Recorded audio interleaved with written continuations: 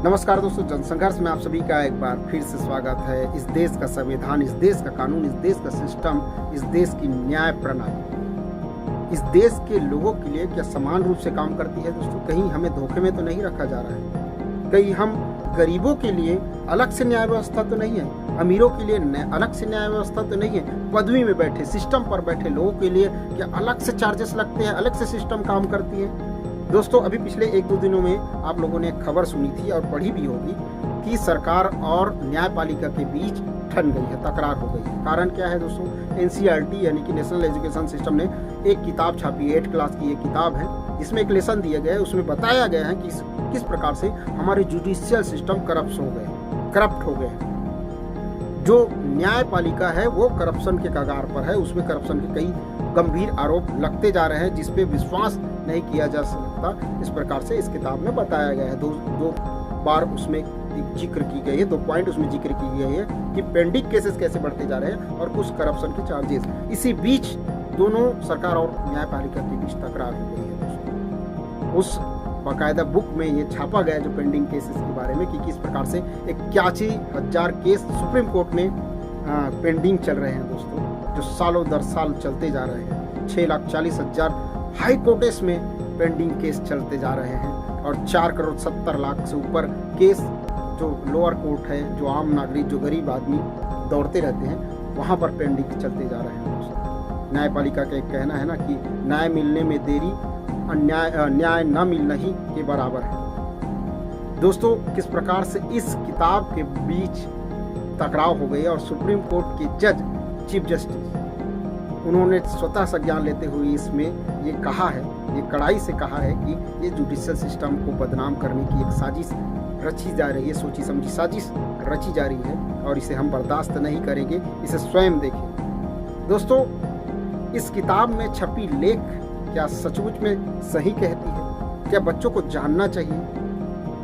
दोस्तों, ये जो पेंडिंग केसेस है ये कितने दिनों तक चलती रहती है? सालों साल चलती रहती है, सालों दर साल चलती रहती है। एक तरफ तो हम जो जुडिशियल सिस्टम है उसको बदनाम ना करने की बात करते हैं, लेकिन एक तरफ तो ऐसी स्थिति आ जाती है कि हमें न्याय पर से भरोसा उड़ जाता है। मैं शुरू में कहा ना कि क्या गरीबों के लिए अलग से कानून व्यवस्था लागू की गई है? दोस्तों, आपके जेब में अगर पैसे, आप किसी चीज़ की न्याय मांगने के लिए जाते हैं तो आपको सालों दर साल कोर्ट के जो दरवाजे में एड़ियाँ रगड़ती रहनी पड़ जाती है। दोस्तों, अगर आपके जेब में पैसे हैं तो आपको फट से न्याय मिल जाता है। आपका एफआईआर तक नहीं लिखा जाता अगर आपकी जेब में पैसे नहीं हैं। साधारण से आपके मोबाइल को अगर चोरी हो जाए तो एफआईआर करके आ जाना, आपका मोबाइल ना कहीं मिलेगा ना कहीं दिखेगा।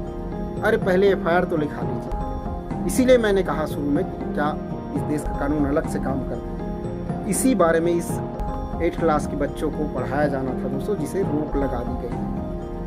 इस देश का कानून सचमुच में दोस्तों 2 प्रकार से काम करती है, अमीरों के लिए अलग, गरीबों के लिए अलग। मैंने कहा था ना कि इस देश का कानून के सिस्टम और जो जज जो मिले थे, जिनके करोड़ों रुपए मिले थे, उनके ऊपर क्या हो।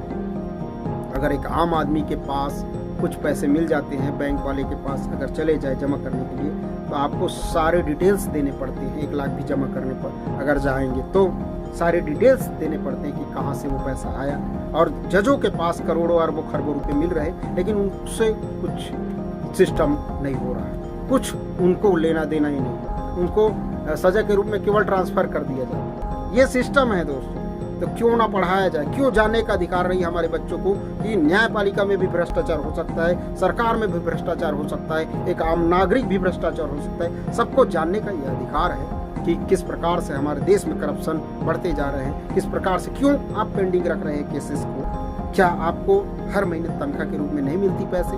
क्या इस देश के नागरिक के टैक्स के पैसे आप जजों को नहीं मिलती? क्यों मुंह ताकते रह जाते हैं गरीब आपको न्याय के रूप में, और केवल निराशा उनके हाथ में लगती है? क्यों ना पढ़े, क्यों ना जाने? आप इस बारे में क्या कहते हैं हमें कमेंट करके जरूर बताइएगा दोस्तों। कैसे जजों के पास भी लंबे लंबे पैसे मिल रहे हैं? क्या जानने का अधिकार नहीं है हमारे बच्चों को?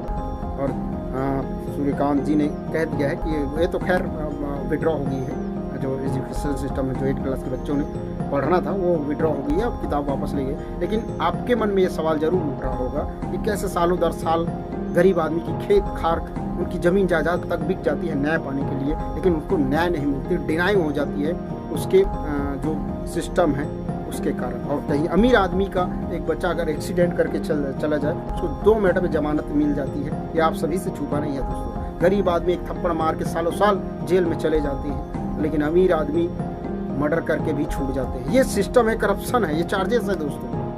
और आप लोग संविधान से ऊपर नहीं है, जज है तो क्या हुआ, इस देश के नागरिक ही आपको तनख्वाह देते हैं, वो सरकार नहीं। ये बात आपसे छुपी नहीं। चलिए मिलते हैं नेक्स्ट वीडियो में। आप इस बारे में क्या कहते हैं कमेंट में हमें जरूर बताइए। जय हिंद।